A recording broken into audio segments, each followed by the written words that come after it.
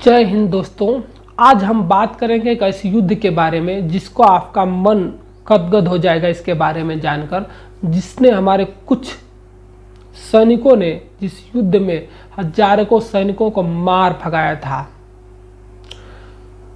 हमने मार ही नहीं भगाया था बल्कि उनके सहयोगी देश को भी पीछे हटने पर मजबूर कर दिया था। आज हम ऐसी ही वीरगाथा बताएंगे, ऐसे युद्ध के बारे में बताएंगे जिसका सुनकर आपका मन गदगद हो जाएगा, उनके पराक्रम को देखकर आपका मन गदगद हो जाएगा, आपको गौरव का अनुभूति प्राप्त होगी।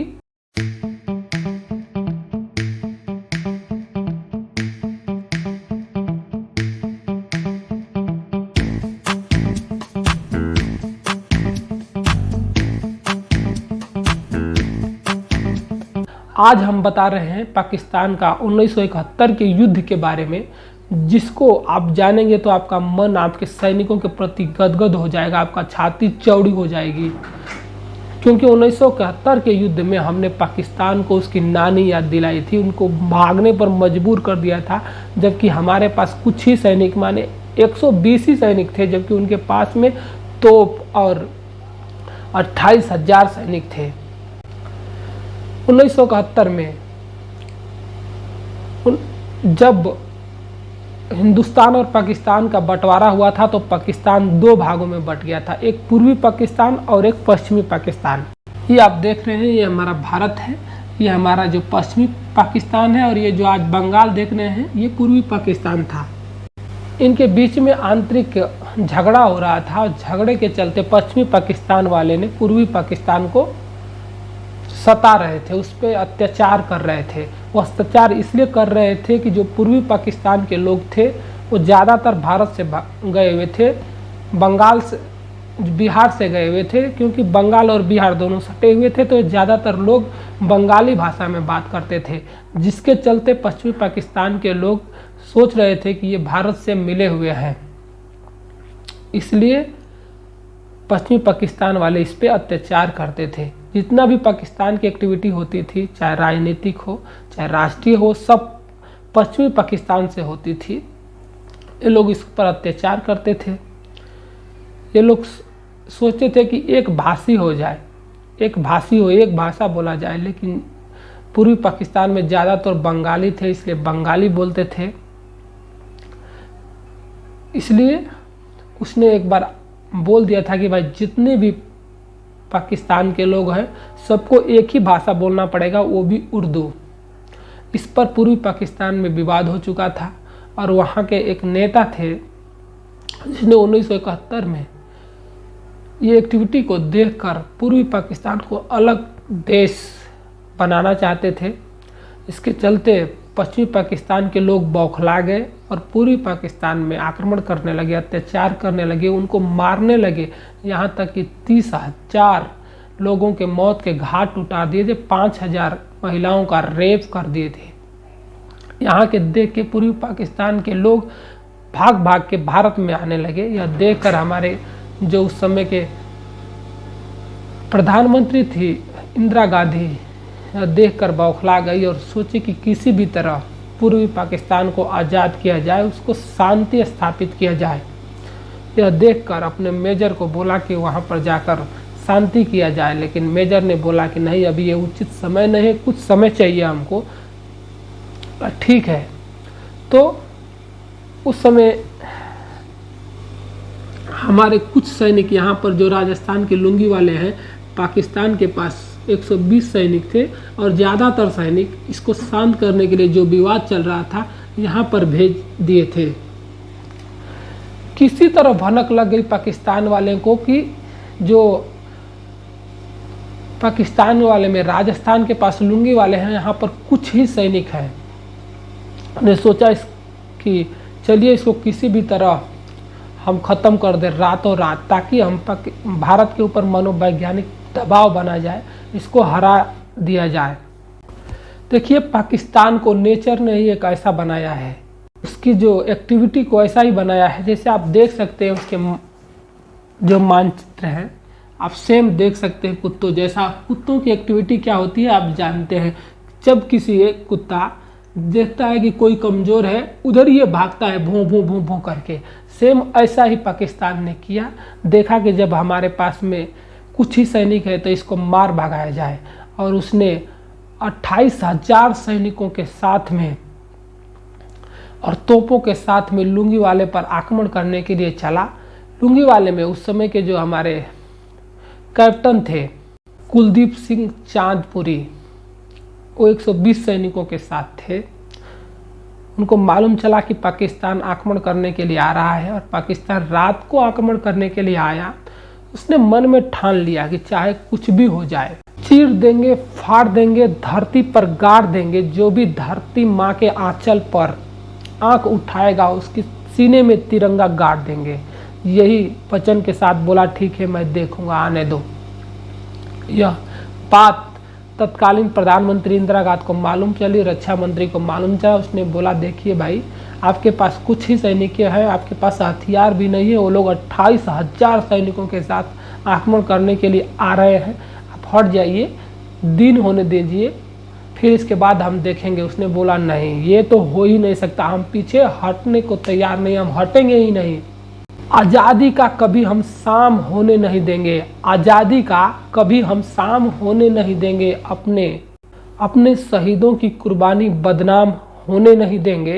एक बूंद भी बची हो जब तक हमारे लहू की, एक बूंद भी बची हो जब तक हमारे लहू की, भारत माता की आंचल बदनाम होने नहीं देंगे।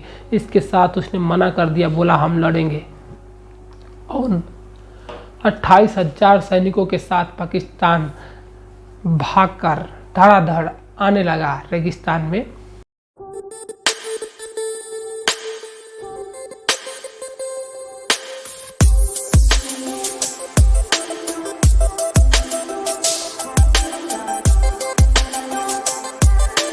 उसने एक प्लान बनाया, क्योंकि इनके पास में 120 सैनिक थे, 3 माइल्स थी जो कि पाकिस्तान के टैंकों को उड़ाया जा सकता था।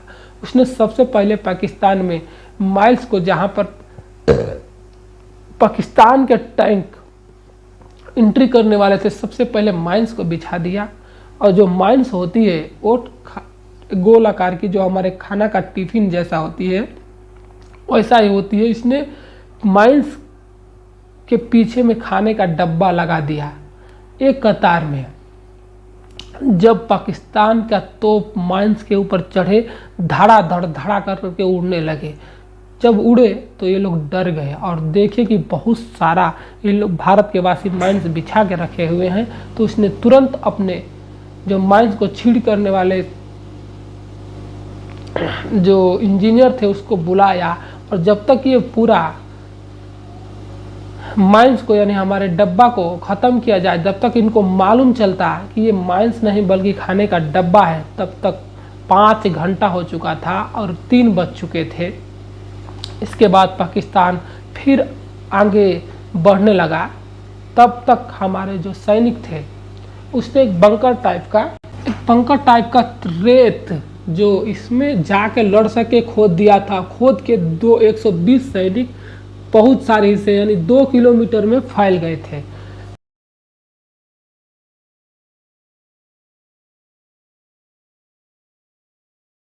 गड्ढा खोद के बैठ गए थे, और जब उसके सैनिक आगे जब बढ़ने लगे तो इसने धड़ धड़ करके गोलियां चलाने लगी। पाकिस्तान डर गया कि हमको तो मालूम था कि कुछ ही सैनिक यहाँ पर है, लेकिन यहाँ तो चारों तरफ से गोलियां चलने लगी है।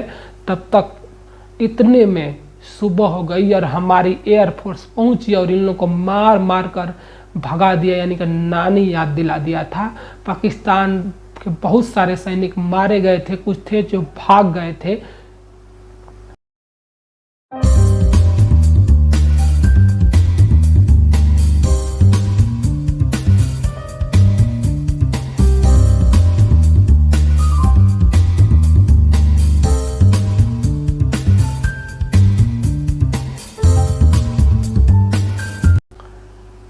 जब पाकिस्तान के सैनिक मारे गए, भाग गए, जो सैनिक मार गए थे उसने, भारतीय जो सैनिक थे उसने बोला भाई अपने सैनिकों को लेकर जाओ, लेकिन इसने डर के मारे अपने सैनिकों को नहीं लेकर गया और गिद्ध खा नोच कर खा गए। ये तो सुबह की बात थी।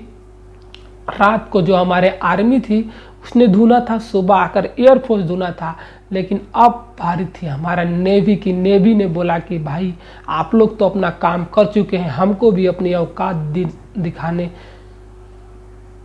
के लिए बोलिए, मैं भी अपने औकात दिखा सकता हूं। और नेवी ने चला कराची की ओर, कराची में जाकर पूरी तरह कराची को जला दिया, सत्यानाश कर दिया, खंडहर कर दिया, कुछ भी नहीं बचा था।